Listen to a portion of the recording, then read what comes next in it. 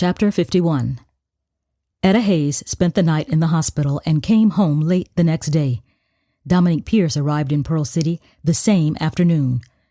Sharmelle wasn't sure how Ms. Pierce Foster spent her first night in PC, and frankly didn't care. But this morning, she would finally meet her face to face. Despite Lucian trying to convince her it was too soon, Etta, Lucian, Cecilia, Pastor McCurdy, who was back from his trip, and Sharmelle were all in Sharmelle's office conference room, waiting for Dominique to arrive. Sharmelle thought about asking Sam to join them, but decided that might look too formal. After all, this was family. Lucian would be meeting one of his two sisters for the first time. At 10 o'clock, Dominique Pierce opened the door, and she was nothing like what Sharmelle expected. The legal bulldog and lioness that Sam described looked not an inch taller than 5 feet, and probably about 110 pounds of fierceness. She was wearing a form-fitting powder blue dress that Sharmelle was sure cost more than $1,000, 4-inch red-bottom heels, and a single strand of pearls.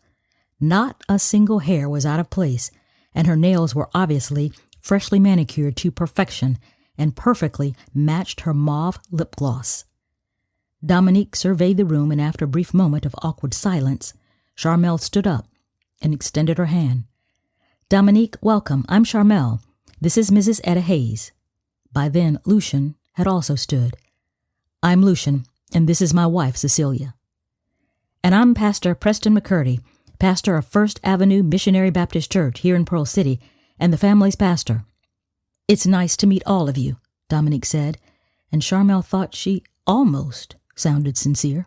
They all sat down and waited for Dominique to start the conversation, perhaps explaining why she felt the need to come to town and do so quickly.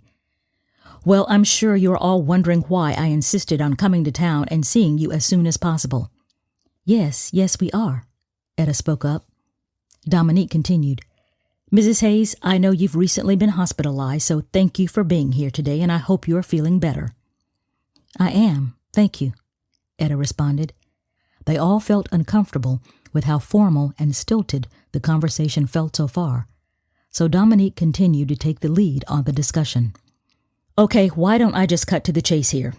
My father has briefed me on his initial discussion with you, Mrs. Hayes and Sharmelle. I'm aware of your conversations with my niece April and the video she posted. As you are aware, my initial reaction was for this to not go any further because I believe it's too disruptive for both families. My father disagrees, so here we are." Sharmelle was still unsettled with how formal Dominique Pierce was being. She continued talking. "There is something you should see, specifically you, Mr. Hayes." Mr. Hayes is how she addressed her brother, the brother she just met. She put her black leather bag on the table, reached inside, and pulled out a photo album. "Here," she said, sliding the photo album down the conference room table to Lucian. Lucian carefully, cautiously, and curiously opened it, and his mouth fell open. "What is it, hon?" Cecilia asked. Lucian didn't answer, but pushed the photo album forward so Cecilia and Etta could both see it. Sharmelle and Pastor McCurdy just looked at each other, wondering what was in the photo album. "How did you get these pictures of me?" Lucian asked. "Baby pictures. Me as a little boy." "Keep going," Dominique said, and keep going he did. The album contained not only baby and toddler pictures, but several school pictures from his elementary and middle school years.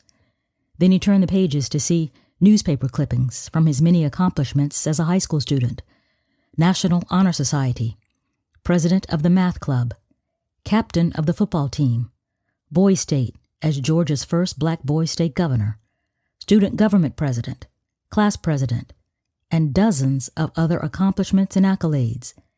Then his graduation announcement and acceptance letter to Emory University.